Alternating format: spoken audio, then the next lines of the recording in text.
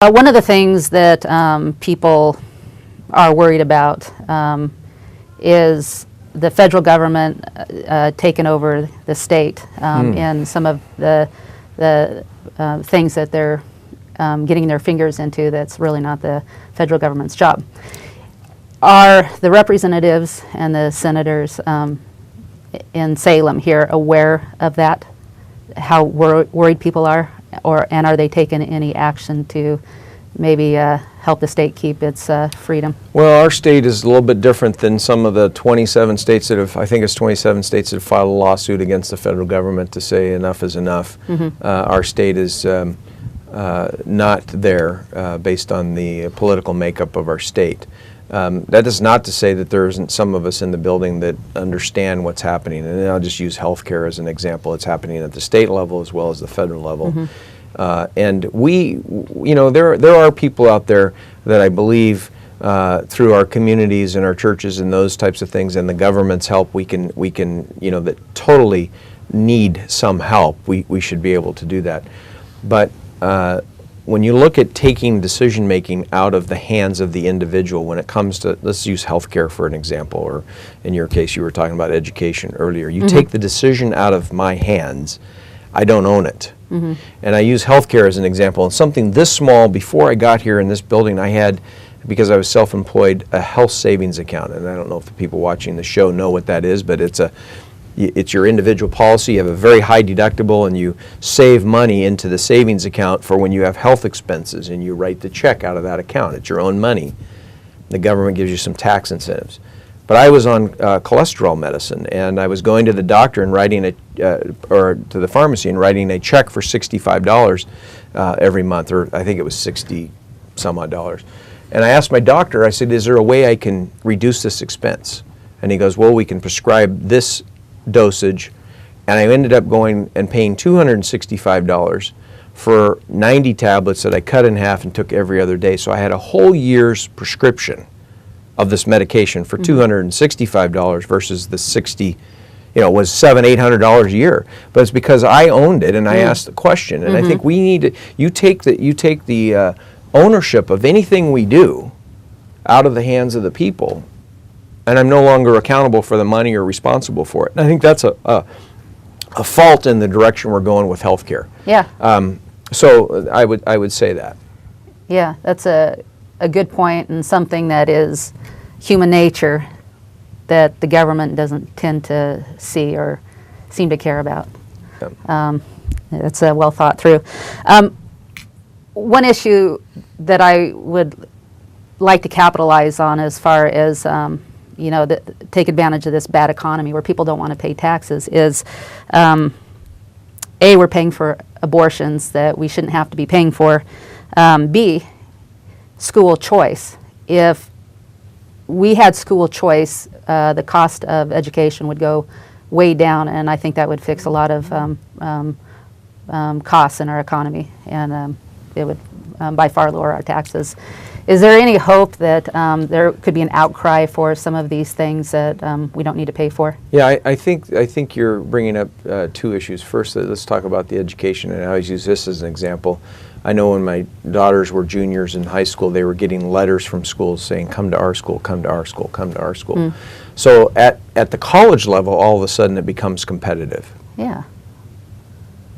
But at the high school level, there's no competition, right? And so if you could, what you're saying is if you could start to open up and maintain a public system that, because it's going to take a gradual thing, but if you could open up some sort of, come to this high school because of this, come to this high school, you're going to go into trades, go to this high school. What we have is, our public school system has evolved to a point where it's just these, how do I want to say that, these cylinders, right? And we've got to be creative. And colleges and community colleges, even within our state, have become creative. They've been defunded, but they've gone out and become entrepreneurs and said, here's how we're going to specialize and attract, and here's how we're going to get students to come here. So I think you're right in the fact that if, again, goes back to the decision with my health care, the decision with my where am I going to send my kids to school, and what, and even in our case, we didn't have those choices, but we chose to get involved with their school. So the more you can do to give people the choice to have control over their family, control over their education, that's great. Those that choose not to exercise that control, you still have to have a system that is there for them to be able to, those kids, until you can break that cycle of parenting that we talked about earlier. And in an ideal world, we'd have great parents for every child out there that would help them make those choices. That's Yeah. not the idea. I mean, that's not the reality. Is there any way that we will not have to fund abortion due to this economy, or are the Well, Democrats just I think in the wanting to federal, continue that? I think in the federal health care bill that's going to be mandatory? being mandated, I think that they've made it clear that there isn't going to be I think what you're talking about here is in the Oregon health plan, Yeah. there is funding that goes towards the abortion.